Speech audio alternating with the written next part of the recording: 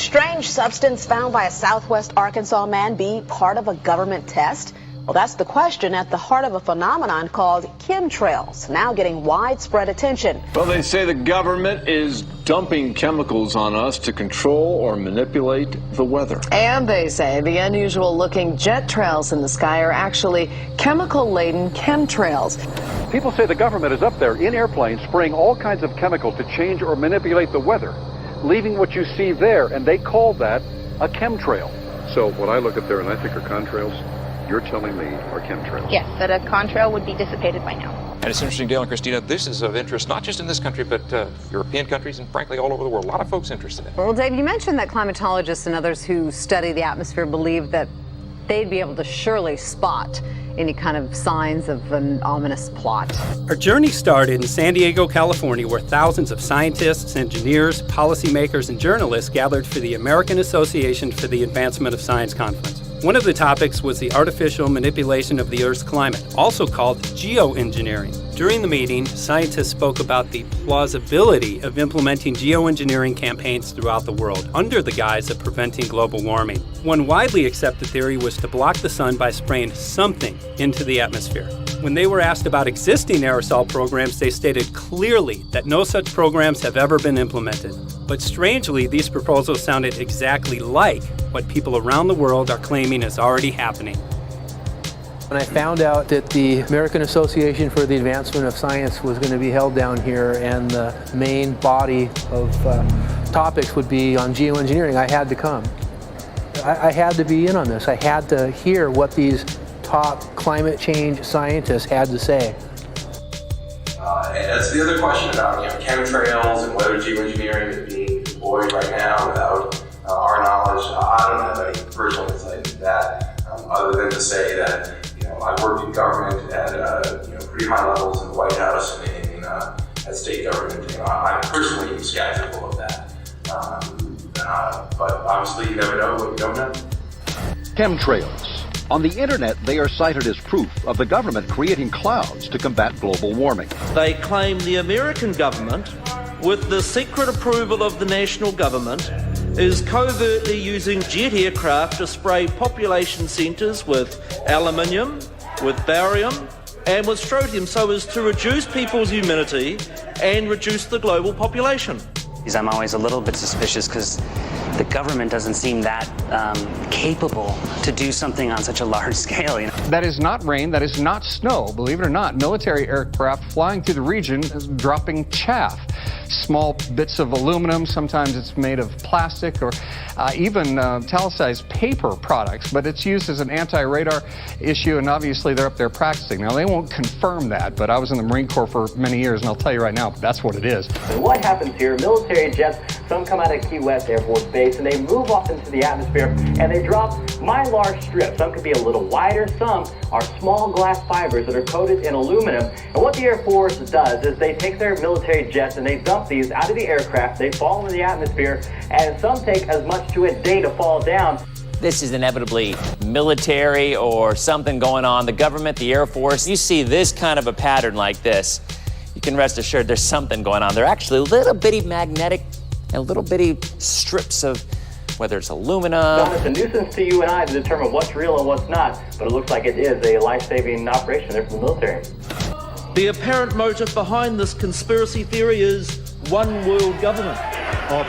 Order, I cannot hear. Mr. Speaker, I want to assure the House that both my ministry and my colleague, the Minister of Health, who have received correspondence on this issue, that this conspiracy theory does not have an iota of truth, and that the trails observed from aircraft simply come from jet engines. Question number 9. Order. And I think what an appalling example it is of the new Foreign Affairs spokesperson for the Labour Party that she's spreading conspiracy theories about the United States government. I think the House has heard sufficient. It is called geoengineering, fighting global warming by putting a chemical dust in the atmosphere and reflecting harmful radiation back into space. We take geoengineering to mean deliberate, large-scale intervention in the Earth system.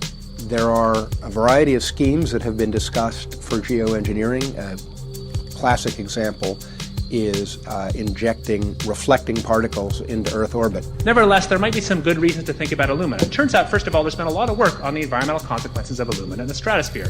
The big deal really is that alumina has 4 times the volumetric radiative forcing for small particles as does sulfur. And that means you have 4 times less surface area for the same radiative forcing. And this is a much bigger deal. You'd have roughly 16 times less the coagulation rate, and that's the thing that really drives removal. So you could get away, we think, with much smaller mass fluxes.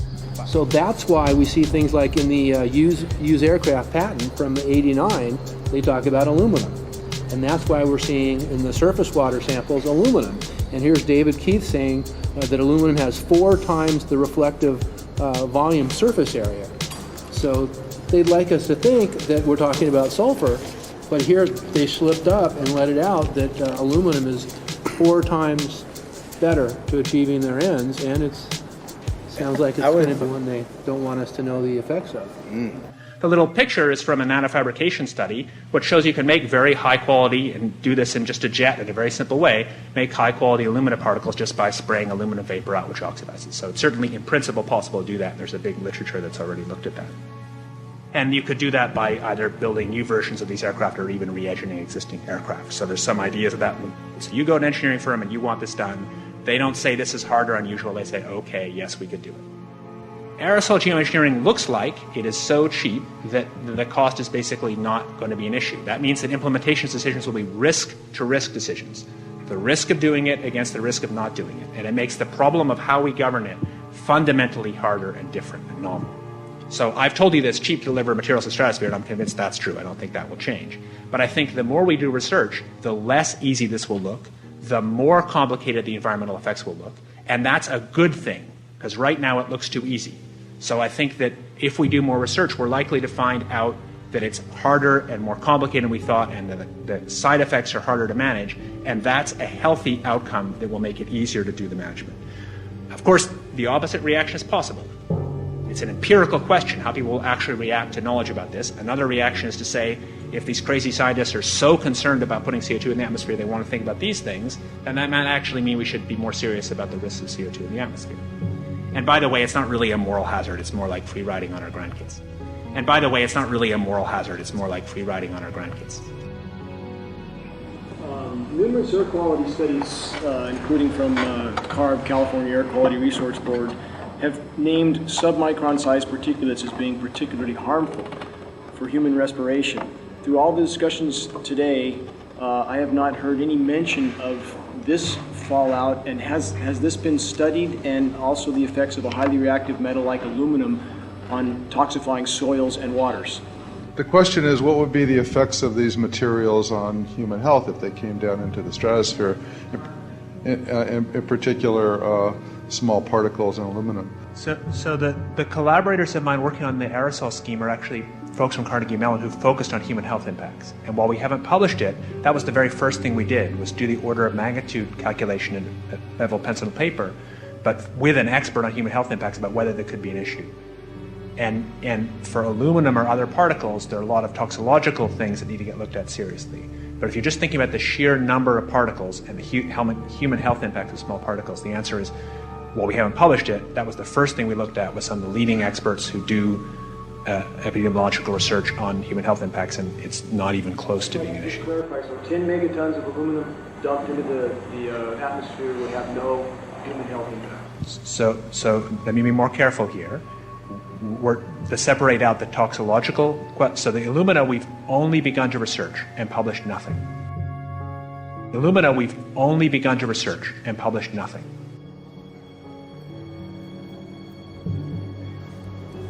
Dane looked at him and he said, so you're telling me that spraying 10 to 20 megatons of aluminum, as you said, would have no human health effects? He took a deep breath and he swallowed and he said, let me be more careful here.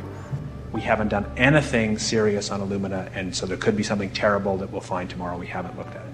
And that, for me, that was the whole main point of what is going to be coming out to the public. It's the damaging effects of aluminum that are being found around the world in massive amounts. Here's David Keith confronted on this very issue, and he looked, at that point like they just let the cat out of the bag. Mm-hmm. We haven't done anything serious on Illumina, and so there could be something terrible that we'll find tomorrow. We haven't looked at it.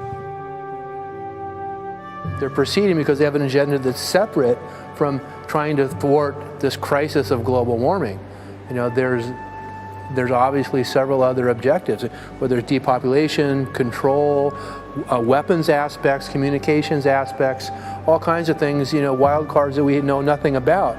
We don't really know, and I'm not going to attempt to speculate on exactly what the agendas are, but we can see clearly the agendas are not benefiting mankind. You know, it's benefiting the agenda of the elite. And so I think the question is, how do you draw the line between some activity that is allowed and doesn't need global governance and activities that do require global governance? Dr. John Holdren has agreed to serve as Assistant to the President for Science and Technology and Director of the White House Office of Science and Technology Policy. I look forward to his wise counsel in the years ahead. My personal opinion is that we have to keep geoengineering on the table. We have to look at it very carefully because we might get desperate enough to want to use it. So what would we do if in year 2040 or 2060 there's a severe climate crisis, say widespread famines or Greenland sliding suddenly into the ocean? That the only plausible way in which we could start the Earth cooling this century is to directly intervene in the climate system, say by putting particles in the stratosphere. We do stuff in the stratosphere all the time, of course, and so it's not as though the stratosphere is absolutely pristine.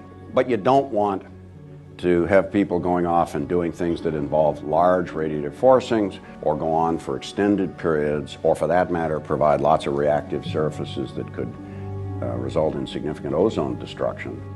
You know, maybe I'm putting a particle into the atmosphere because I'm trying to make money, or maybe I'm putting a particle into the atmosphere because I'm engaging in scientific research and trying to understand cloud physics, or maybe I'm putting this particle into the atmosphere because I'm trying to make it rain locally to seed a cloud and get more snow on our ski slopes. And this obviously raises all kinds of questions.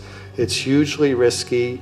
It will likely negatively impact some people, but we might find ourselves in a situation where those risks seem worth taking. One of the things that really shocked me was in one of the breakouts, they had the benefits of these programs and then the risks. Now the benefits, the one thing that was stated was the just cooling the planet. You know, some of the risks were ozone depletion, droughts in Africa and Asia.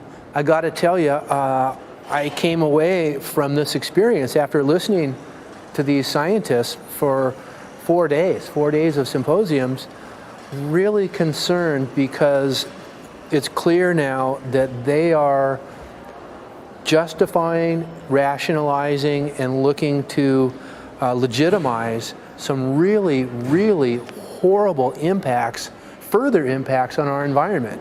And they're basically formulating the sales strategy and the implementation and oversight strategy and the funding strategy. After San Diego, I was shocked by the programs that had been proposed. I decided to write about it. That night when I finished, I sent the article to an online publication with my email address attached. When I woke up the next morning, my inbox was flooded with responses from around the world. Why? Because I had just broken the story on aluminum in geoengineering models, which I had no clue at the time that very few people knew about. Now this metal, aluminum, is being found in massive quantities way above normal levels all over in rain, in soil, and in snow. After that, the calls started pouring in from people who were desperate for someone to investigate. That was the fuel that started the film. Before we started filming, we had the opportunity to sit down with one of our favorite authors and documentarians, G. Edward Griffin, to find out what he knew about the subject. I'd like to talk for a minute about an issue that's getting more and more attention. That's the issue which scientifically is called stratospheric aerosol geoengineering, also called the chemtrail issue. I'm very aware of the chemtrail versus contrail controversy. As far as I'm concerned, it's an open and shut case. I have been watching the development of jet travel from its very beginning. I used to live near the Los Angeles airport. Remember when The first jets came in and landed. Man, they made a big noise. We never heard a noise like that before. And we used to go down and sit at the end of the runway and watch these jets come in and take off because it was a novel experience. I've been watching jets all my life, and I know about jet contrails. I've watched them. They're vaporized moisture, ice crystals, and they get out there in the atmosphere, and then they effervesce and evaporate and then disappear, and you can see them. Plane moves along, and the little white trail follows right behind it, and usually about 10 or 20 lengths of the plane or thereabouts, and then it's gone. And you can still see them that way, by the way, once in a while. So there goes a contrail. These other things we're talking about are not at all the same phenomena at all. These planes go by, and they billow out this white smoke, and it covers the sky from horizon to horizon. It doesn't dissipate at all. And they crisscross each other. And you see this thing cover the sky and turn it milky, and then people start having trouble breathing, and then you hear stories about the aluminum and barium deposits that they're picking up and the residue. And you put it all together, and I don't see how anybody who's got their eyes open and their mind open can come to any other conclusion but that somebody is spending a lot of money and effort to spray the planet. The question is, why?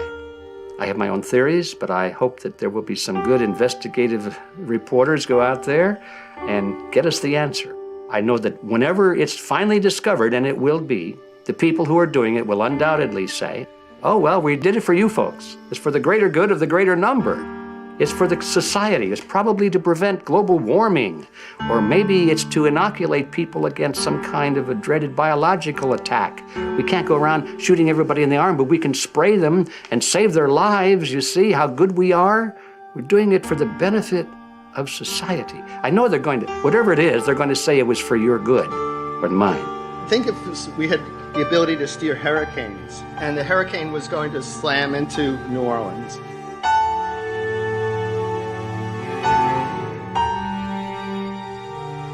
And let's say you could steer it so it would hit Mississippi instead, where for 100, that means I would be willing to more or less kill 18 Mississippians to save 1,800 New Orleanians.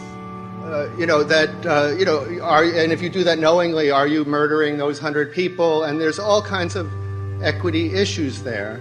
Now, also, we might be wrong about our steering, and if we didn't do the research right, maybe our steering would intensify Katrina and even kill more people in New Orleans. And so this question of how do you develop the confidence to know that your intervention will reduce overall damage, and then how do you deal with the understanding that you might be damaging some people who wouldn't have been damaged before while saving people overall?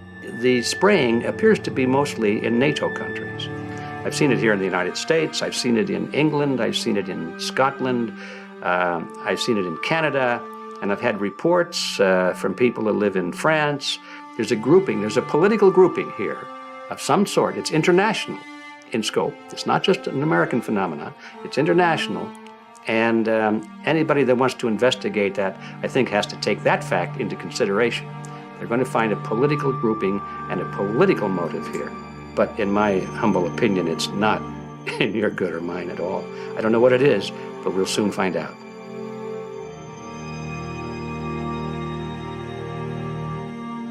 I'm sure that if you follow the old advice, which is follow the money, you'll come to the answer sooner or later. Soon we realized that we all shared the same need to get this information out there, to share with the public, to let people know what is being done. Ed felt so passionately about the issue, he offered to help us. Well, the main thing now, since it looks like the budget is going to be met, is to get it done well. We don't come off the tree knowing any answers at all. Yeah, we're not scientists. We're just asking questions, exactly. And we've got to be very skeptical about the answers. That's it's totally accurate, totally honest. Why can't people see this? They're not hearing it. They don't know. The facts are not being presented to them. We're very lucky, you know that? Look at this opportunity that's been dumped on us. I know. Opportunity. This is going to... Yes. This is going to be a battle, I know that. Challenge and a battle, but I mean, why are we here if it's not for that? We're going to go to a short break with DJ Foxy. I go to get hold tomorrow, so it's going to be you for the moment. I'll call him again. So. Sounds good. I saw the sky crisscross with chemtrails, and I can't remember if it was in LA or if I was on the road, but I had looked up one day, and I thought, look at that. That's not the flight path, man.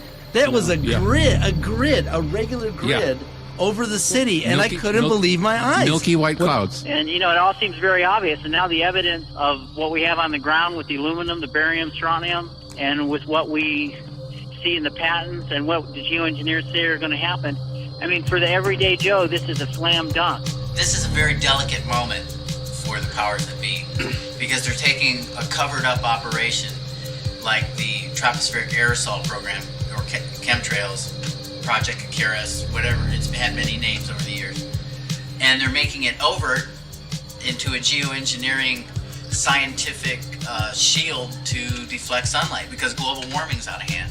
So at this very moment, the belly of the beast is right above us with no armor. Whether people believe in chemtrails or not, the geoengineering should be scary enough. And when people learn about geoengineering, chemtrails will then become apparent because they're the same. So you're talking about a global conspiracy here then? Geoengineers propose doing this on a global level. Off to Redding, California. Guess this is the second step after the HAAS meeting. We'll see what we find.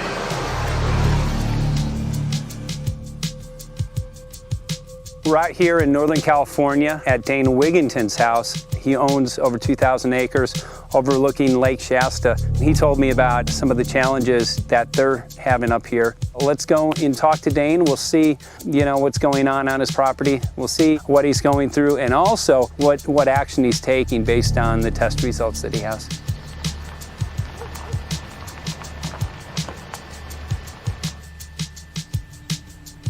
As you know, I have a background in the energy fields. I worked on the first solar plants in the continental U.S. in the early 80s. My home was on the cover of the world's largest renewable energy magazine, so this is my background. My goal has been to alert the public there is a mountain of toxic material falling on us, period. Before about 5 years ago, our skies were typically blue, and now you see it's covered with lines and haze. And virtually nothing you see on the horizon, nothing you see in the sky above us is a natural cloud. I mean, it is virtually all the remnants of these aircraft lines that you see fanning out, spreading into clouds, artificial clouds. But the sky is a very dirty look to it. There's not the white cloud, blue sky that we had only a few years ago, but it looks like there's some sort of massive industrial activity or forest fires burning over there. And we see that typically every night. You see even down to ground level, the clarity drops off significantly, and we don't see that except for the days when we have these long, lingering trails that spread and cover the whole sky, and on certain days you can see these trails actually dropping vertically like a veil. We assume the particulates are descending, and we have the tests to prove that we are being inundated with levels of aluminum and particulates that are literally tens of thousands of times what would already be considered high. So we're not talking about exposure to a slight percentage higher of these toxic materials. We're talking about quantities, for example, off the side of Mount Shasta. If you can pan back, that's a landmark in Northern California, considered to be a pristine water source. Aluminum or snow sample off the side of Mount Shasta tested 61,000 parts per billion. This is just ordinary snow water, and people are drinking this stuff when they're hiking on the mountain. And remember, government action is required at 1,000.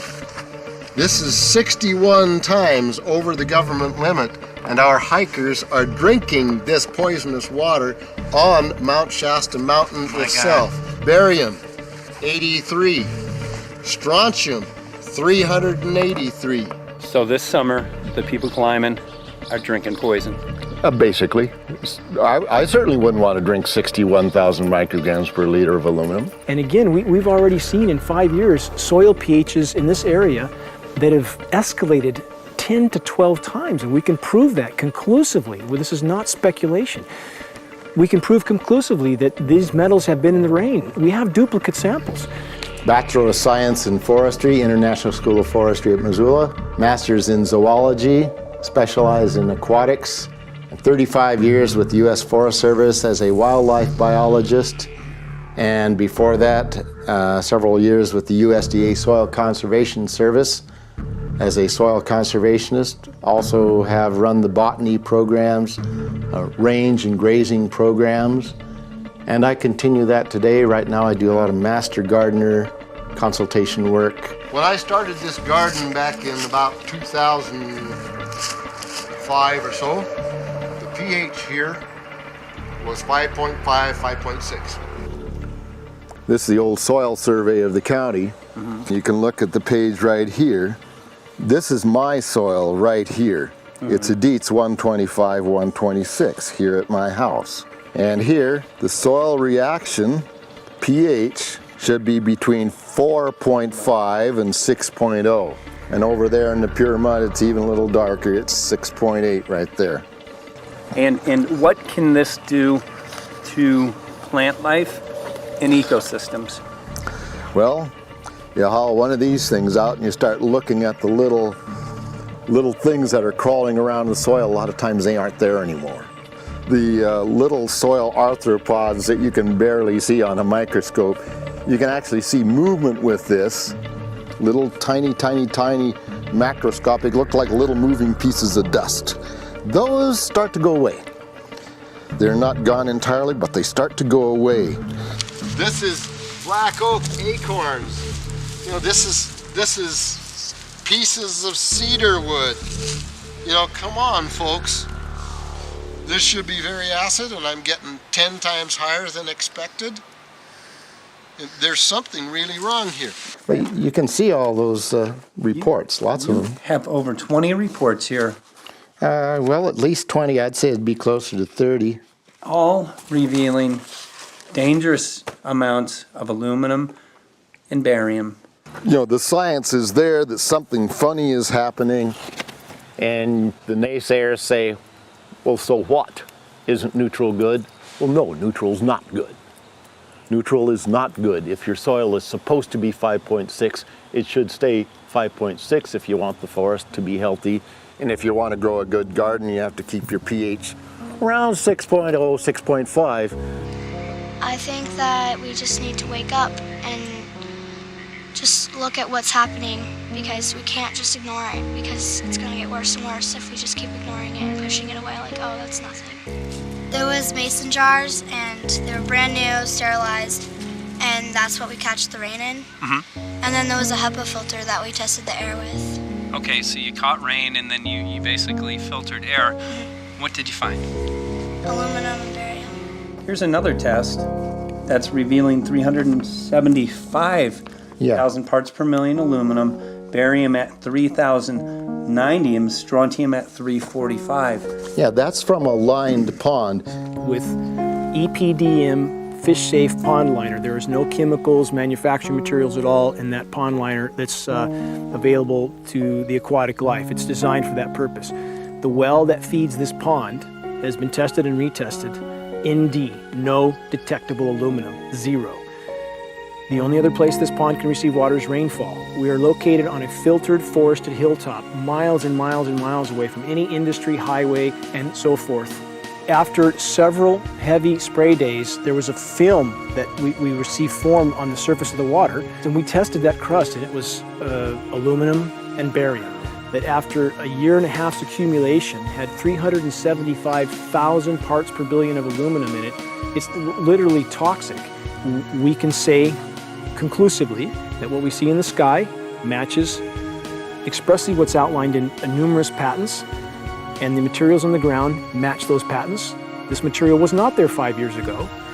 It is a recent phenomena in the quantities it's in. It has escalated in some cases 50,000% in 5 years in the case of aluminum. From our original baseline reading of 7 parts per billion, which was already high, it has escalated up to 50,000% in 5 years. And we've seen profound changes in that time. Dr. Leonard Time, PhD in chemistry, I cross-checked with him. And he says the oxides of aluminum, barium, and strontium will drive your pH into the close to, from an acid soil like this up into the neutral. There's no question about it. And that's exactly what you see happening. Wow. I have a doctorate in inorganic chemistry from Oregon State University, in which I was working with different metals and oxidation states, and then did a postdoctorate work at Brandeis, where I was working stabilizing off-oxidation states of different metals. The goal is to sort of figure out how everything fits in the dynamic equilibrium of life. I was working with Francis up in Mount Shasta, and he showed me some rainwater analyses that had to do with levels of aluminum, strontium, and barium in the atmosphere. So I feel the major toxin in these chemtrails is the aluminum. And from the levels we were looking in at Mount Shasta, this is totally, totally unacceptable. When you get to metals and biological systems, you're no longer talking about the bulk aluminum that people think about when they're drinking from soda pop cans and that. So once it gets to the aluminum oxide stage, it just forms a plaque within your arteries and shuts down life. When you take elements that normally aren't out in the environment and you start putting them in the environment, it raises some serious red flags. Aluminum is a very specific, nasty, and biological systems. It takes that site and it never lets go, and it shuts down the site, and that's it. And so as you accumulate aluminum over time, it causes major neurological damage because it ends up as aluminum oxide that's essentially stuck in place and can't be flushed out by normal systems. At the core of everyone's condition, there's always some level of toxins. And aluminum is known to have cancer-causing effects. The half-life is decades. I think that we should be working on taking more of these toxins out of our environment instead of adding more toxins in. It's very concerning that if we add more toxins to our environment, that will be increasing the rates and risks of cancers. Even one patient is not worth it.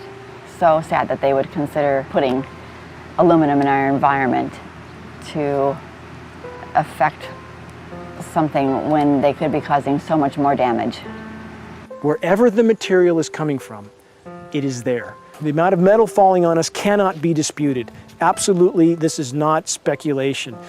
The amount of metal in the last 4 years, as I said, have increased to a degree of thousands of times, and California Air Quality Resources Board has studied the aerosols from China. These metals are not amongst them. Mike, the reason I've chosen to focus so primarily on this issue is I feel all other issues are secondary.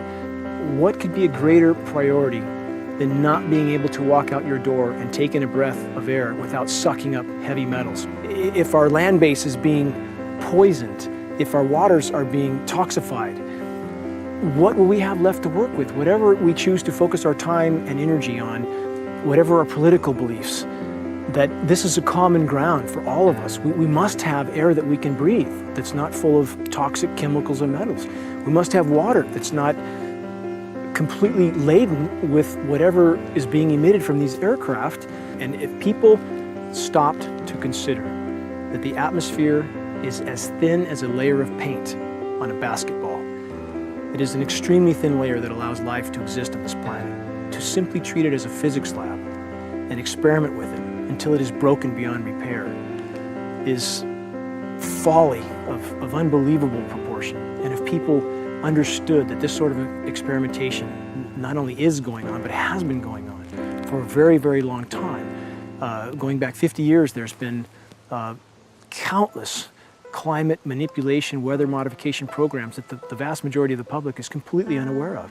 And if they think that this is not true, that certainly that somehow they would have known if it was occurring, I would ask them to look at things like Agent Orange and the things that governments do because they can, because there's no one to stop them, because they have these huge military machines that want to control everything. And in fact, the government's own document, perhaps you may have seen, it's available to any online, is called Owning the Weather, an expressed goal of our government, and not just our government. He told the Associated Press that the American government has created weather tampering techniques so that the New World Order will be able to starve millions of Americans and to control the rest. There is weather control techniques. Number one, the entire patents on the equipment. Number two, Senator Claiborne Pell's complete statement and story of his own that not only does it exist, but that we even utilize it as far back as the Vietnam War. Well, Murph, we're going to do what we can. Let's see what we can do. You got the scientists behind you. The scientists are with you, so at least this scientist is with you. I may not have $1 million budget, but I've got enough to show that something's dreadfully wrong. You got it. All right. So Arizona will be this Monday, the 21st. Senator Johnson up in Show Low. So we're going to be in the car a long time.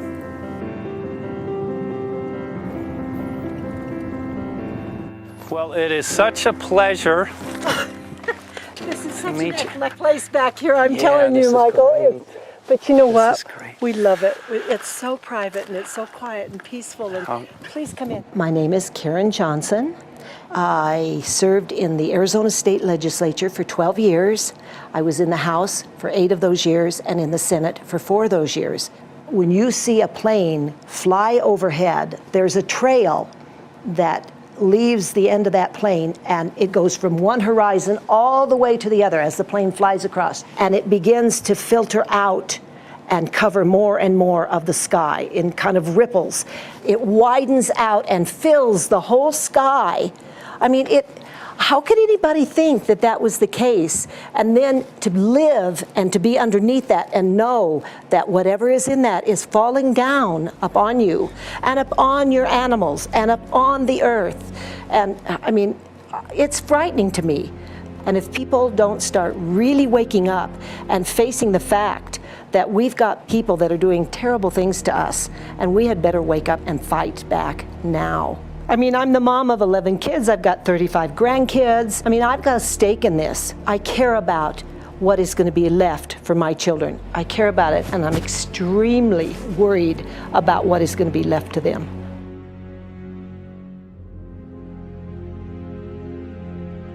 Aluminum is toxic, and we know that it's accumulative. And we know that we're getting more. So we're absorbing it in the air, we're drinking it in our water, so we are accumulating more. So the thought of more aluminum being dispersed in our environment in the way that you mentioned is very frightening to us and very disturbing to us. Those of us who have done any research on this are really quite concerned that we are ill-informed about this issue, and mostly that it's being done. Aluminum is toxic. We know that it is. We can debate as to the amount of toxicity that is going to be disturbing the body, but as far as really accepting the fact that it's accumulative, it's synergistic, then we have to conclude that it's not a good idea to put it in our atmosphere, especially when we know we're getting increased amounts, and especially since we know that the scientific communities around the world are pointing a finger at the heavy metal toxicities, at the toxicities that we're absorbing in the day-to-day food that we eat and the air that we breathe. The concern is off the charts about why is this happening?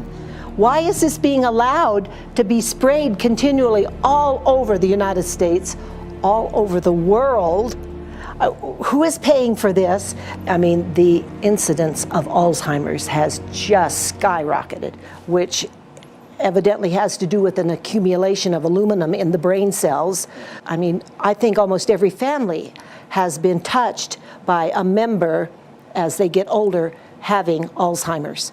And it's a horrible disease.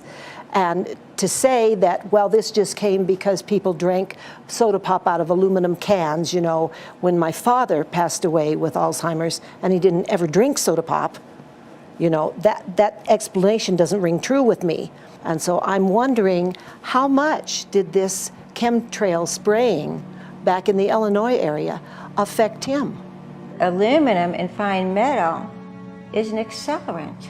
A friend who's a firefighter up in Pine, Arizona for 20 or 30 years says that the wildfires now that they're fighting are way beyond anything they've seen before in intensity. And when you look at the air samples and you see the fine particles of aluminum, which is very flammable, and magnesium settling on the trees, this is causing unprecedented savage wildfire. But if you look at this, you can see these are parts per million. They sent this to me, and I just found this to be extremely interesting because we should have like 2 parts per million of aluminum in our air. And this is saying that there's 39,000 parts of aluminum. That's astronomical. Barium is high. I mean, these are way off the charts of what people should be breathing or what's coming down on them. And, you know, if people wonder why their health is deteriorating, why they're having to go to emergency rooms, why they can't breathe, you know, why they're getting Alzheimer's, this has been planned. We have elites, I don't know what you want to call them, one worlders, Illuminati, I don't, whatever you want to call them. But with these people that don't care about the average person. They only care about themselves, their greed, their power, and if they eliminate, you know, 2/3, 3/4 of us from the planet, so much for the better for them, because then they don't have so many people to have to herd around and worry about. So this is a lot what this is about, and this is very, very alarming and scary. I mean, where is this stuff coming from, and why? Why is this kind of stuff being put out there? You know, I've heard different explanations about, oh, we need to cool the planet, all this and that. But if people are up there trying to cool the planet, why do they need all this kind of stuff in it? The explanations just never have really rang very true. And as I'm setting up the equipment, she looked at me, she said, all these trees here are dying. And I said, what? She says, all these trees in here are dying. So I thought, well, I'm going to test for aluminum, because that's one of the key things in the programs that we're talking about, and titanium. And I took some of this bark sample and tested it, and it came back positive with aluminum and titanium. Then I started traveling around California, noticing the same thing. In Lake Tahoe, there was a lot of the same type of bark, all through Sacramento area and Davis. Just about everywhere I went, I was noticing this silver white bark. What I think is happening is these chemicals are getting down and destroying the roots. And then as they come up, they're going out into the bark. Those 2 right there are the ones that are just, it just hurts so bad to see these 2, because look how old and big they are. We probably lost 40 trees right here on our 10 acres. Every week, every other weekend, we'd see another tree that was beginning to die. And I mean, it's just so sad, we'd just cry. And to think that that might have something to do with it, along with their other explanations, would really, really frost me. Every time you lose a tree, you know, it's not good, it's just sad. And there's another one over here in this little group of trees here. Don't you feel better when you stand up and fight than if you crawl down in a little hole and go to sleep? You know, I mean, my gosh, people, your families are out there, children are out there, your grandchildren. I mean, you've got to do something to help.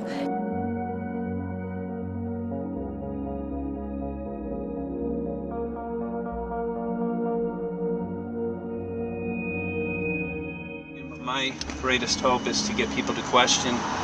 And hey, if they don't wake up while we're there, I'm hoping to plant some seeds. We're going to the most beautiful place on the planet, Hawaii, to see what's going on, collect some data.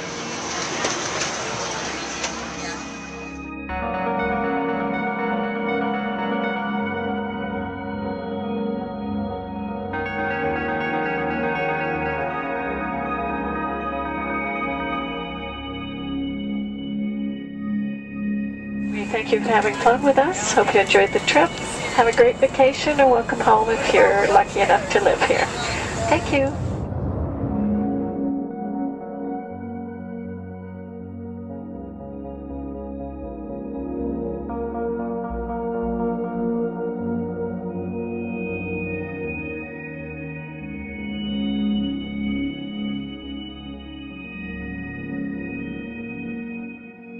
The whole valley's off the grid, so it's either solar, wind, or generators.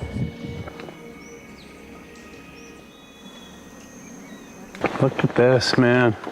Yeah, their mind can't even conceive of a dream of this. Right. Yeah, right. Even coming here, and one would never think, you know, in paradise that it's getting destroyed. And they're doing it island style. They do it off the island, right? They do it off the island, so they don't, you know, you don't see the chemtrail airplane. The theory is that they're spraying the ocean, offshore, and It's coming in on the... and it's coming in. Now these are coming from the west. They're also spraying on both sides today. A lot of this stuff is actually chemtrails coming this direction. There's material that's blocking. We should be able to see to the horizon, you know, where the Earth curves, because we're high enough and we have the ocean, right? So we should be able to see. We should be able to see the Big Island. It's only 30 miles away. And you can see it's not a blue sky behind it. That's the key. It's all, you know, has that kind of weird looking blue, like silver blue, I call it. And this is a nice day. You know, there's no more blue sky.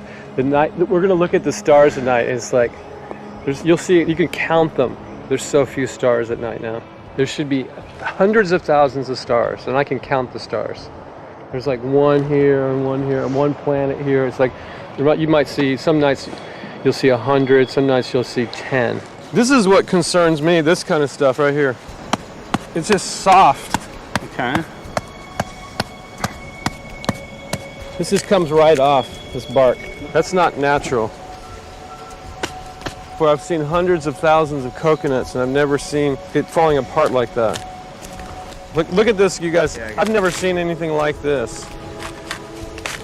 I used to trim trees all the time on the Big Island. I've never seen anything like that. That's why I'm concerned.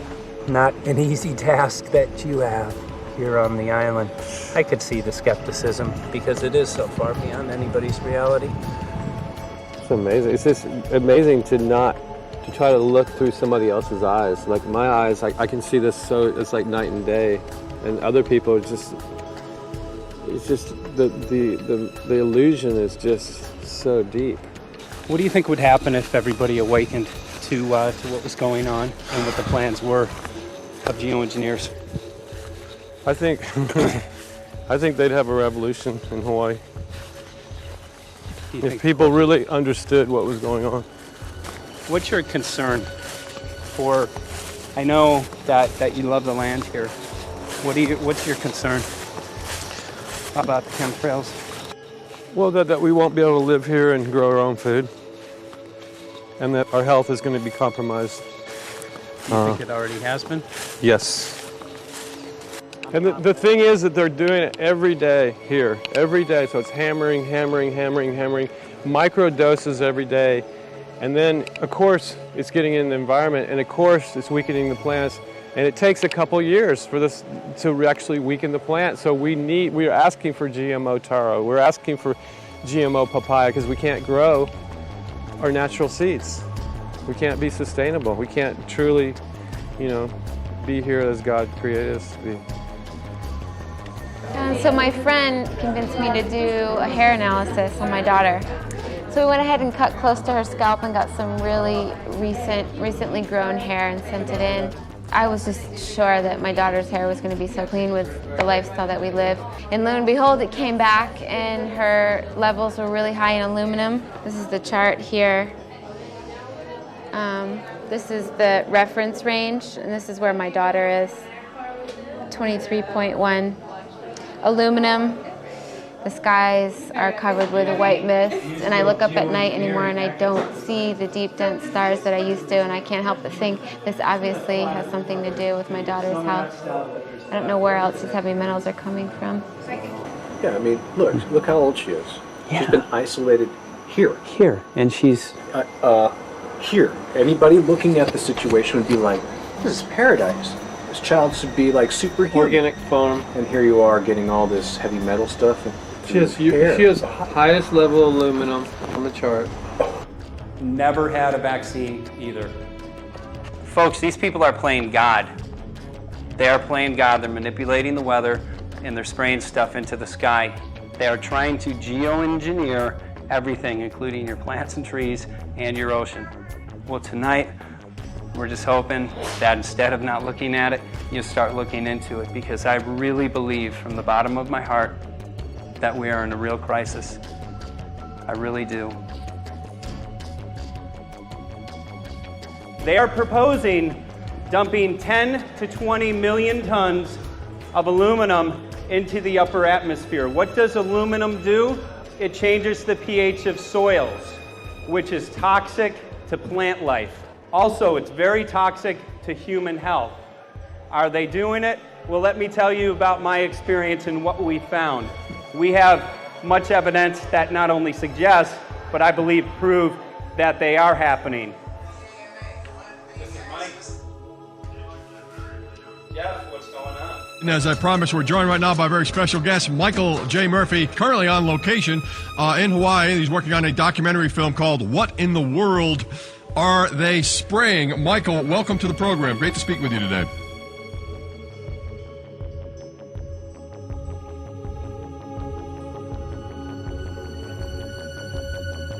I had a friend who recently, he's always looking at things from a different perspective. He's a bit of a conspiracy theorist, you know, and he says that whenever the president comes to LA, there's no spraying that week. Could you have a better place for an interview? I mean, look. Well, this is being done over our farms and over our things. So basically, they want to eliminate our ability to eat organic food, have clean water. So in some ways, it sounds to me like, and you know, again, it's just a projection, but it sounds to me like this is control. How do we control the masses? Yeah. How can aluminum be good for you in any? And what was the second chemical you mentioned? It's barium. Barium aluminum. Obviously, those are toxic to everything. To human health. To human health, to farms, to animals, to everything. 61,000 parts per billion. And there should be a government alert at 1,000? At 1,000, people are drinking this. People that climb the mountain, they're drinking that snow. It's poison. Oh my God, that's so disgusting. So that's 60,000 times above regulation. Exactly. 60,000 times above regulation. And I've talked to friends and they're like, well, that's just ice. That's just condensation. And I'm like, you can talk to a second grader. Ice doesn't float in the sky and spread out that way, you know? You're not an expert, but you're a concerned citizen who said, wait a second. Who's actually doing the research. Yeah, you're doing the research, and that's what we need to do as Americans and say, you know what, I want to know what's going on. I want to know what the FDA is doing to my food. I want to know what the government's doing with my air, my water, and the soil. And, you know, it's just great what you're doing. And I just, my kudos to you for bringing light to this subject. Put all of the theories aside, just what geoengineers are proposing and what's being found is scary enough. So we can just address that. And I encourage more people to just step up and ask questions and do what he's doing. So thank you, Michael, very, very much. Aerosol spraying aluminum affects everywhere, and we have a beautiful tropical climate which I believe might be in jeopardy. So we wanted to not only come and bring the message of what people were finding around the world, but encourage people to test for the aluminum, strontium, barium. Essentially, I think it was an effective trip. I saw a lot of people here in Hawaii, in Maui, awake and not only curious, but willing to look into this deeper, and that's my only hope. This is one of the boldest moves, I think, from Ed Griffin yet. This is the taboo topic that nobody's supposed to talk about, and that is aerosol spraying. Now, we've got tons of documented proof of errant aerosol spraying.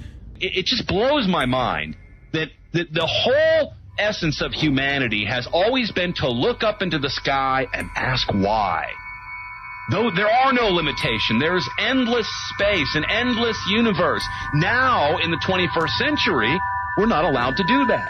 Anyone who looks up and sees the giant grids and the X's in the sky that weren't part of our existence until just a decade or two ago is somehow called a kook. And the people that are the best and biggest proponents for the revolution and for liberty, they don't want you to talk about it because you could discredit them. It seems to be an industry that's being built up to milk the taxpayers by undergoing some kind of a giant global spraying program to make all kinds of money on the project. And they don't seem to care really what effect it has. They're not trying to experiment to see if humans can survive it or anything like that. They just want to get this stuff up.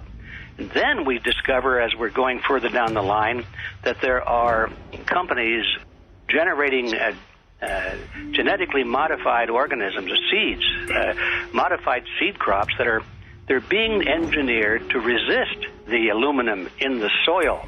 And a lot of crops won't grow in that. And so now, after they've messed up the soil, all the farmers were going to have to go back and buy seeds that have been genetically engineered to resist the aluminum that have been put into the soil. And all of a sudden, mankind is completely dependent upon these companies like Monsanto and other giant agricultural firms. You can't even grow natural seeds anymore.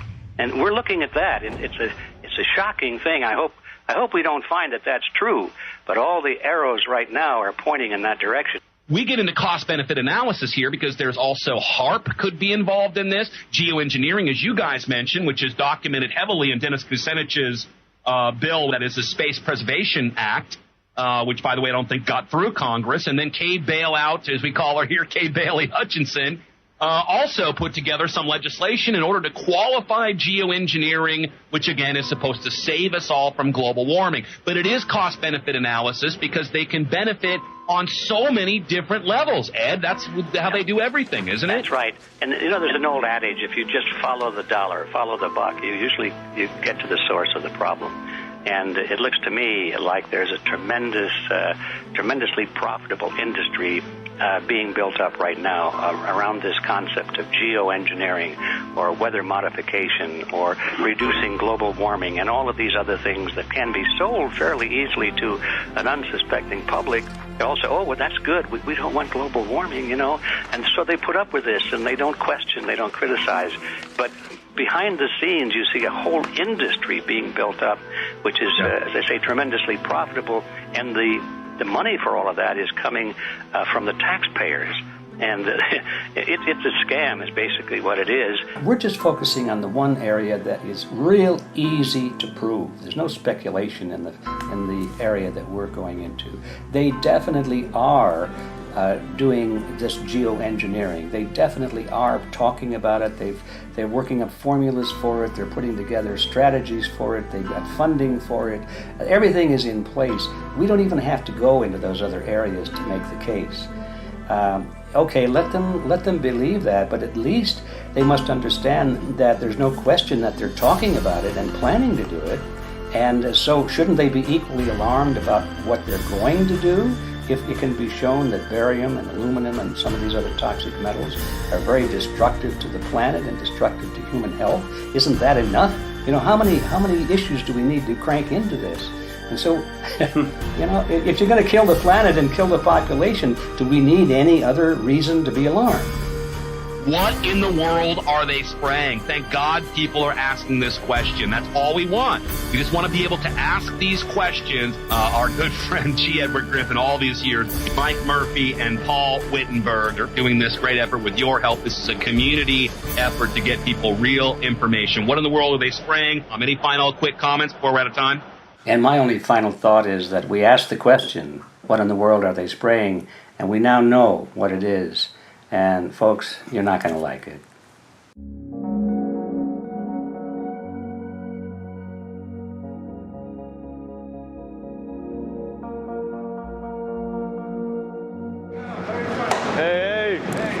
I'm Peter Vreke. I'm from Belgium. I'm 54 years old. I can't believe it myself. I'm a very happy and grateful person.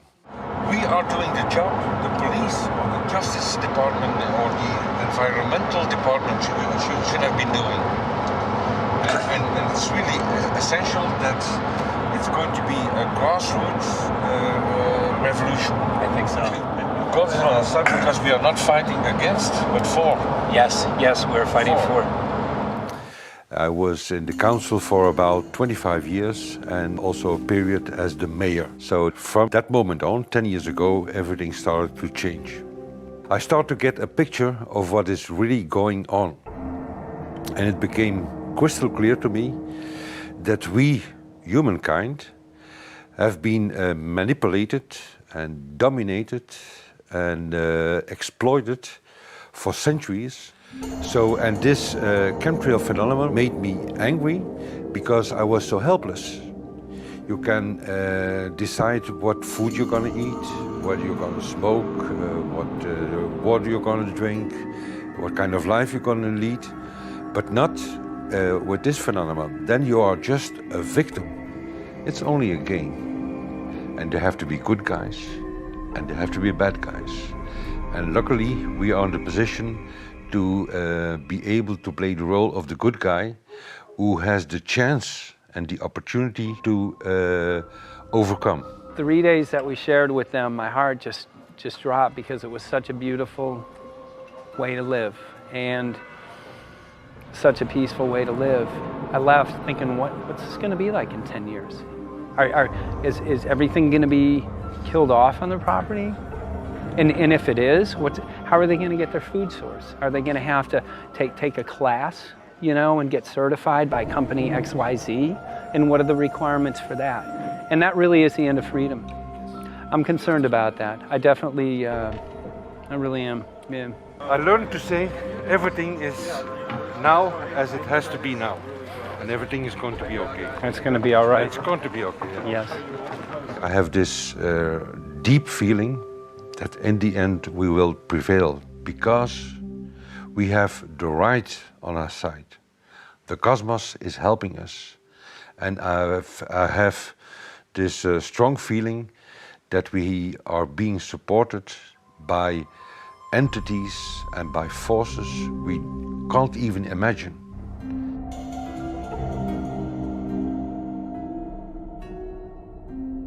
Here for the first time we have this scientific proof that we are being spread. We are being spread, and it's incredible and it's hard to believe, but we are being spread. I think at this moment to stop is not an option. Once you know it and once you have a tool like this and an opportunity like this, that the issue of chemtrails or persistent jet contrails or whatever name you use for it, that this phenomenon is recognized as being real, publicly debated on. In the context of geoengineering, I think it's high noon to bring this to the public. This is what the sky is supposed to look like. These are old paintings. We forgot this, I'm afraid. In the years that I have been a medical research journalist, I have looked at many, many things, and I found the same three issues in whatever I'm looking at. And that is that we are being dumbed down, we are being made sicker, and we are being made infertile. Citizens gathered from around the world in Belgium for the first International Chemtrail Symposium. The event attracted leading professionals, politicians, and activists who discussed the health, environmental, and social implications of these programs. Today it's only going to be about facts, documents, figures, patents, licenses, everything that brings us to the truth. We have no other weapon against this vast complex than exposing and bringing their dark works in the light of the truth. We have the hope that by our efforts, more and more people will become aware of the fact that we are deceived by our leaders. So today, we, as a family, join forces with the people who publicly made known to the world that chemtrails are not a conspiracy theory, but a conspiracy fact. From the Technische Universiteit Delft in the Netherlands. Ladies and gentlemen, please welcome Koen Vermeeren.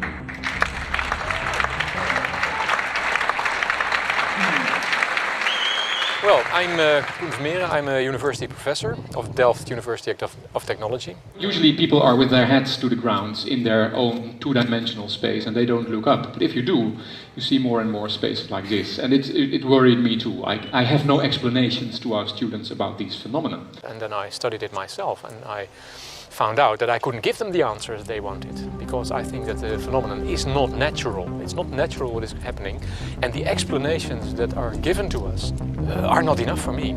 If you look at them from a scientific point of view, the first thing a scientist does is trying to explain something.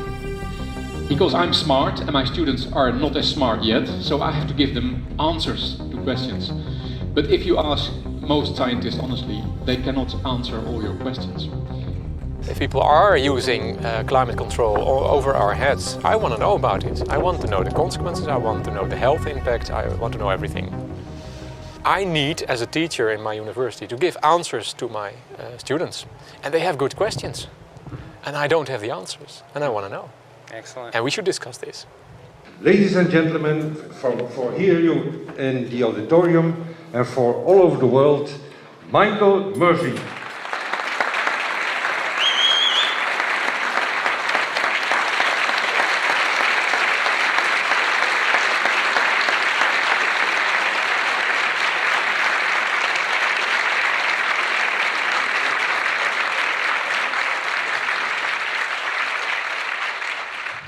Well, thank you very much. It's definitely an honor to be here in Belgium. The people who are in power control everything. They control the markets, they control us. Now they're even controlling the weather. And they can use that for warfare applications. The one thing that they cannot control is what God had originally made, and that's natural organic seeds. This is called the Hegelian dialect. It's called problem, reaction, solution. The problem here is massive amounts of aluminum, things starting to die. The solution is company X that says, hey man, you're not getting yields on your crop. Everything's dying. But I got the solution, I got a seed that will grow in this environment. The only problem is now you have to start buying from me. We're a little concerned that maybe part of this agenda could be to kill off anything that's natural and organic and re-engineer it with aluminum-resistant GMO seeds. Many may know we just got back from a week of filming in Hawaii, and it was an incredible trip. A big concern for the people there is they're beginning to see softening of the coconut trees. But their concern is that these programs may again be part of a broader agenda to destroy anything that's natural and organic, so that the corporate redesigned GMO foods might be the only source of food for people. I didn't anticipate so many people, young and old, who are interested in this phenomenon and are concerned about it. And I especially liked the address that the young girl gave today. Only 17 and already making an address to the audience. That is, well, incredible. My name is Sofia Xenidis. I am 17 years old. It is quite scary to know that the air we breathe is not what it's supposed to be. That the food we eat and the water we drink contain traces of those substances which are sprayed out over all of us as though we were being poisoned like insects. The feeling that this is causing me are feelings of deep anger and rage. I don't want to be poisoned. I don't want to be infected with cancer. And I'm just so angry that this global poisoning can be going on such a massive scale, and not enough is being done to stop this crime. A clear answer to one question. Are we being sprayed? Have we been sprayed? And is it their intention to spray again and again? What are we going to do about it? How are we going to deal with it? How are we going to stop it? I know the answer. There is only one person who can stop it. And you know him.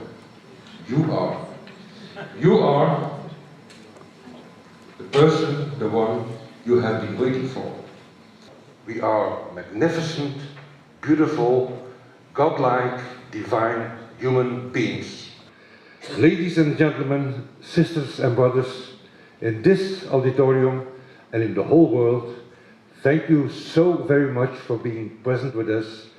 And for now, please enjoy this anthem.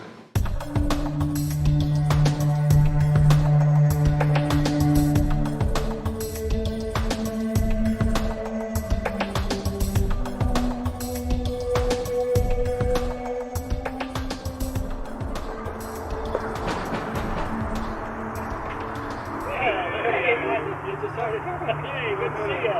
Hey, you're right on time. Come on in. So, anyway, I'm glad that the weather's been good for you fellas so far. Just think if we were doing this in the wintertime, you might, if you're going to Washington, D.C., you might run into snow. Thank God we're not. That's right. You know, it's interesting because of the different weather modification programs. There's something like, I think, right around 32 in the continental U.S. alone going on. So the theory is that geoengineering is in part weather modification. You know, Mike, that's a very good point. There are so many subsets connected with this issue of geoengineering. People are writing to us all the time with information about the connection to global warming, the connection to weather modification. Some people think there's a connection with Morgellons disease. Others think it's kind of a means of transmitting electromagnetic impulses from the HAARP antenna system up in Alaska and Siberia. Boy, it gets your head spinning. And each area, I think, is worthy of investigation, but we have so little time. I think it's wise for us to stay focused on just the aerospraying and the toxic effect of these chemicals and the destruction of the planet and the damage to human health. What more do you need than that to convince people that we have to put a stop to it? So to stay focused, I think, is our mission on this one.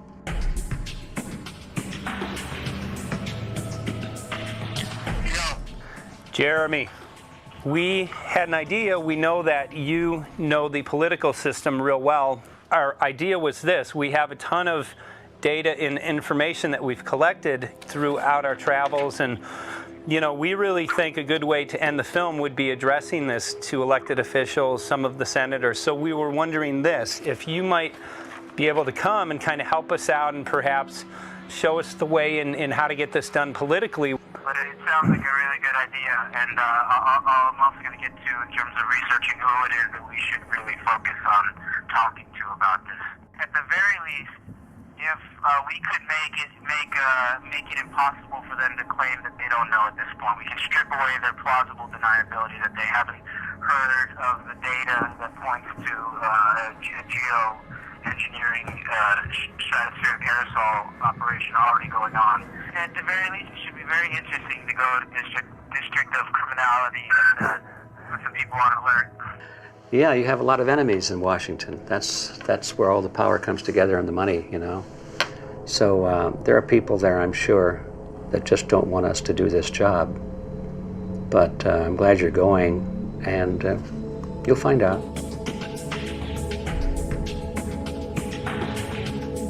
We took the data to Washington, D.C. There we presented our elected officials with the following letter.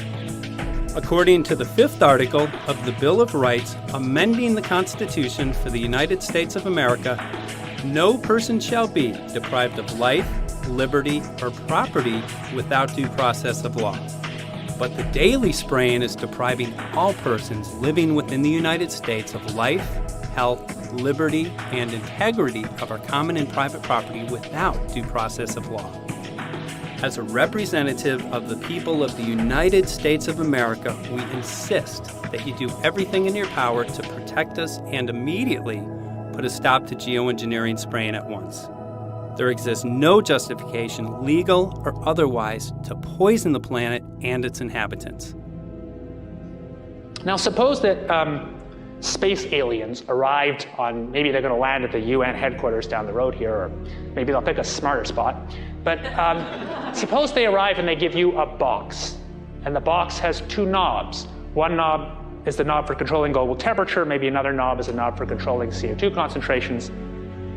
You might imagine that we would fight wars over that box, because we have no way to agree about where to set the knobs. No global governance, and different people will have different places they want it set. Solar engineering is like chemotherapy. No one wants it. But we all want the ability to do chemo and to understand its risks. should we find ourselves with dangerous cancer. How long does it last up there? The lifetimes are years. What, years? A couple years. And then it what, precipitates out, or Yeah, that's correct. no toxic side effects that we know of? The thing we always wonder about is the unknown unknown. Yeah. So if you're thinking about, say, the acidification, it's clear that's not a problem. There's several studies that showed that. Right. But of course the concern here is with so little research, there may be some unknown that comes out of left field that bites us. My name's Mike Murphy. I'm a filmmaker in from Los Angeles. We're covering an issue called geoengineering. Okay, thanks guys. Senator, quick question about the issue of geoengineering. I'm afraid I don't know what you're talking about. And wondering if you were supportive of geoengineers' proposals of spraying 10 to 20 million tons of aluminum into the atmosphere. I should really get a briefing paper on it before I give an opinion. Oh, not a problem. Are you aware of the issue? Not completely. At all? Okay. Do you have a letter from constituents, and people have concerns? Yeah, We're making a documentary about the I don't know. You guys have credentials to be here? Yes, we do. We pass through security as well. Endowed by our Creator. I think so. Please don't touch me. Please don't touch my property. You're lying. No, why? What did we lie? What did we lie about, sir? No, we're not. What are we lying about? Lying about what? That was a little unusual, huh? I haven't heard that. No. You're not aware of it? And it appears that these programs have already been deployed. You know, I haven't looked at that proposal, and so, why don't you let me review it? I can do that. Are you aware of? Actually, I'm going to go. Yeah. Let me go ahead and get that. I will take a look at this, and I will act accordingly. General, this program, this openly covert program of the aerosol spraying, stratospheric aerosol spraying, geoengineering, using tons of aluminum, spraying it up in the sky. I have no idea what you're talking about. Okay. Commonly called chemtrails, sir. When you were the head of NEMA, did you see the aerosol trails? Mike Murphy, filmmaker in Los Angeles. Hi, sir. And we're covering an issue called geoengineering, and wanted to know if you're supportive of geoengineers' proposals.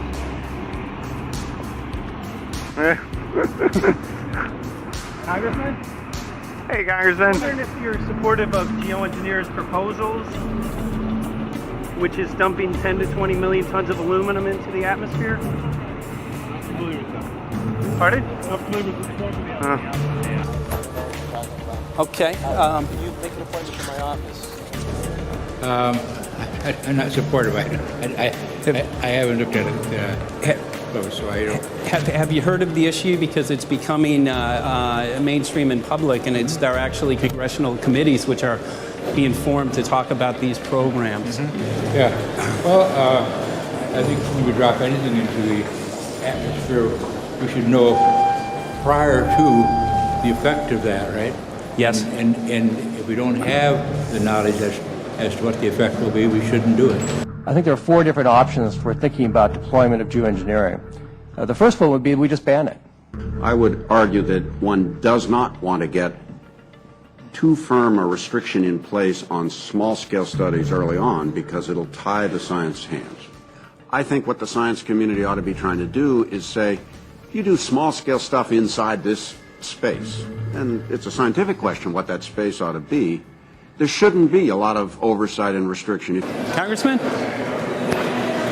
Excuse me. Hi, I'm Mike Murphy from Los Angeles, covering an issue called geoengineering. These guys are running from the geoengineering issue. I wonder why. I'd have to talk to my staff. I don't know what your details on that are. Have anyone made you aware of the issue, or? Sir? Congressman, your committee talked about geoengineering last November. Are you in support of those proposals? I'd love to give you a paper. Geoengineering? You know nothing about the geoengineering issue? Never heard of it. They call it geoengineering, but... yeah, I never heard of it. It's nothing I've ever heard anything about. I mean, when we looked up in the air today outside of DC, we saw this stuff going on. Quickly, have you heard of geoengineering? No. The proposal is to shoot 10 million tons of metals into the air. This committee, Science and Technology, covered it for the first time. No. No, I've never heard of it. So we were very concerned. How you doing? I'm fine. So what? We spoke with Congresswoman Watson's office, and her press secretary, Ms. White, was familiar with Representative Kucinich's Space Preservation Act, which mentioned chemtrails and the weaponization of the atmosphere in space, and then it was pressured to be taken off the bill. Did you see the aerosol spraying going on today over the Capitol? Congressman? Geoengineering carries with it a tremendous range of uncertainties, ethical and political concerns, and the potential for catastrophic environmental side effects. He's not one to do interviews very often, so not unless we usually really pressure him into it. Okay. So don't, all that is, don't hold your breath. As chairman of the Committee of Jurisdiction, I feel a responsibility to begin a public dialogue and develop a record on geoengineering. We want to know if you're supportive of their measures by spraying 10 to 20 million tons of aluminum into the atmosphere? No, I think we need to have more research. Okay. And about the issue of current deployment, there's literally a mountain of evidence that many people believe proves the deployment of these programs. Any knowledge of that? No, there's certainly not a mountain of evidence, but I do support research into geoengineering, and I also support looking into the international governance of that. Okay. I hope anybody that has studied it knows, at least I think, that it's a radical proposal, and I hope we don't have to use it, but there may come that point in time where we do. Now, if we could provide you with the evidence that suggests that these programs are and have been ongoing, would you be willing to address this publicly? We've had about 3 or 4 hearings on it. We have addressed it publicly. Well, not about the proposals, but about the current deployment of these programs. Citizens. I don't support the current deployment. I think we need to have more research, and they have consequences that go beyond one nation, and so I think that there needs to be governance to that. Governance is not simply an issue of deployment, but governance before deployment in terms particularly of large-scale scientific fieldwork. I concede that on this subject and in general, it's not popular to talk about global rules. And when these people started talking about the need for UN Security Council oversight, a supranational environmental security enforcement with a strong mandate by the UN, it really was clear that they're looking for a global power behind the manipulation of the environment. But I do think it needs to be sort of an international kind of treaty that does tie and bind all nations into a common fate. It is a common fate. And unfortunately, it's not just big governments that could do this. It is small governments. It is billionaires probably could figure, I'm going to save the world all by myself, and I won't bother to mention it. How do we decide when there's a planetary emergency? Whose hand is on the thermostat? How do we decide when to start it? There's no way to do that right now. And what if we do start doing it, and then by some problem with the technology or with the will, we can no longer do it? In a year or two, the aerosols will come out of the atmosphere and temperatures will shoot up at a rate much faster than it's going up now. And it's that rate of change that's hard for us to adapt to. So once we start it, we'll be sort of locked into doing it for a long, long time. And so with basically no end in sight. Boeing would pursue this to make a profit, right? I mean, there's financial motivation to do this. Let's see. So let me not speak for Boeing. Is that allowed? Okay. Yeah, well, it is what it is. No, but someday, if the U.S. is going to decide to do this stuff, they're going to look to a company who can do it, and you want to be positioned. Boeing would rather get it than Lockheed Martin. So certainly we have an industrial base that helps the country take on technologies and large-scale challenges like national defense. And we do that both for a profit motive as well as, I think, as a national service. So I think it would be truly disastrous if we discovered a few years from now that there was a black program that some government had stood up to sort of learn on the quiet how to do this. It's pretty clear you can cool the planet, but you will not and cannot bring it back to exactly the same climate state you started with. So you may or may not, and I expect we'll have a lot of back and forth about how useful it is to ameliorate the risks of climate change. I think there's a good evidence it probably is useful, but we don't know. But it certainly can't get you back to exactly the climate you started with. I think everybody agrees with that. Do you think you'll see deployment in our lifetime? Let me say I hope not. Al? I would agree. I hope Yeah. not. I hope I not. agree. Okay. I see this as something like an evacuation plan. That you build big dikes. Maybe that's the emissions reduction to try to keep the flood from wiping you out. But that if that flood should come, that you'd like a plan for what to do in the event of that catastrophe. So I see these options more as a catastrophic response option and not as a way to reduce risk of everyday climate change. You would advocate mitigating consumption of beef as a means of accomplishing your objective? Yes. How would you suggest going about that? You can't. I mean, it's your job to decide what to tax and what not to tax. Obviously, if you wanted people to behave differently, you give them incentives and disincentives for behavior. But I'm sure that's the answer you wanted to hear, Mr. Smith. If only my time had not expired. Thank you, Mr. Chairman.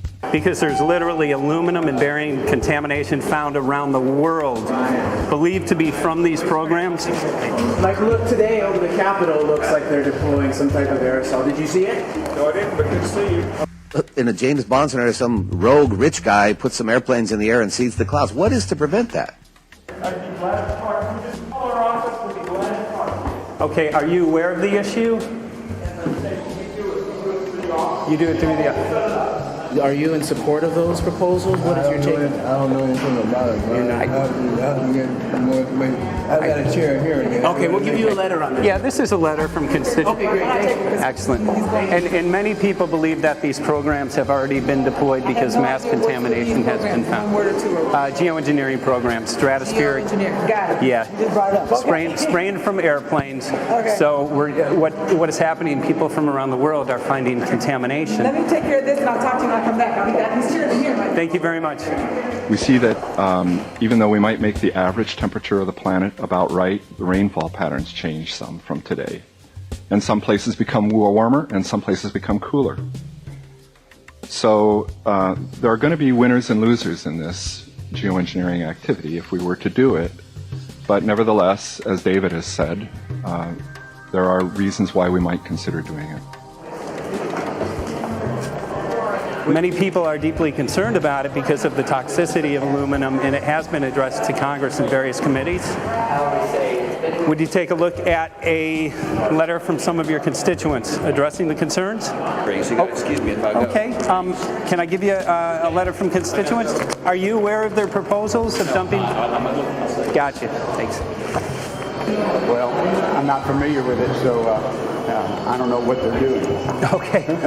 Well, geoengineers are proposing just that, dumping aluminum and barium into the atmosphere. Why would they do that? Aluminum's a precious metal we can use. Well, the stated goal is to actually cool the planet. However, there's a... Sounds strange. Right, exactly. So they're proposing dumping these metals into the air to block the sun, essentially. We're here just to find out what members of Congress are I hope aware. we'd have a strong hearing on that before we decide to do. I would hope so. And there's plenty of evidence that not only suggests that these programs have been deployed, because we're finding contamination of aluminum and barium on the rain, snow, and soil. Okay, thank you. Thank you. LA County has seen a 200% increase of Alzheimer's over the last decade. Tons of ground and water samples showing high levels of aluminum all around our state. Why don't you give me all the information you have? I have some very good people I will assign it to. And if you get it to Mr. Lavelle, we will He's get got it my to card the and right... send me an email and Yeah. we'll take a look at it. We'll be in touch. Okay. We are investigating this, and there's literally a mountain of evidence that suggests that these Okay, programs are move doing that it. mountain over to us. You Let got us it. take a look at it. And look up, Thank you. looking up into the sky, and you'll see some of it too. Oh, okay. You will. You can All see right. the aerosols being sprayed out of airplanes quite a bit. Okay. So thank you. Yeah, the future of humanity is definitely dependent on it. So we're counting on people like yourself to take some proactive steps. So thank you very much, guys. You're very welcome. Appreciate it. Thank you. Thank you. Right.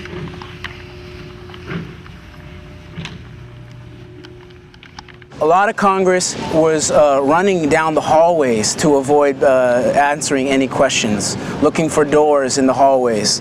So apparently the war is against all of us, and we're all in a hostage crisis.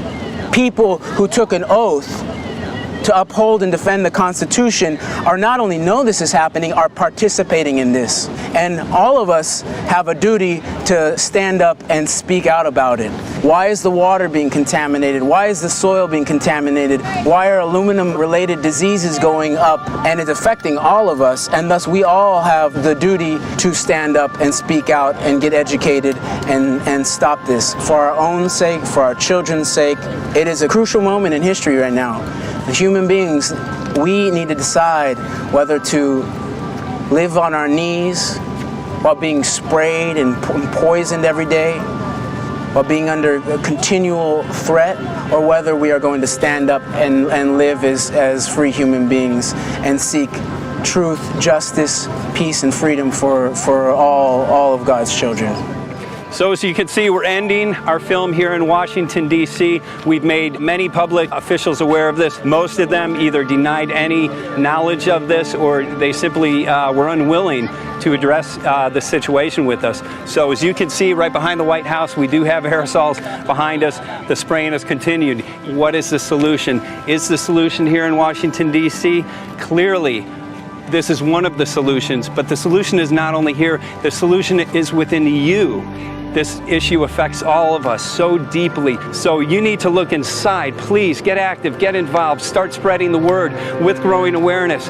About 90% of the population, we believe, is unaware of this issue, which means 90% of the people who normally might do something if they knew are not doing anything because they are unaware. So please look into your heart, use whatever skill you have to get the word out. The future of humanity is dependent upon it.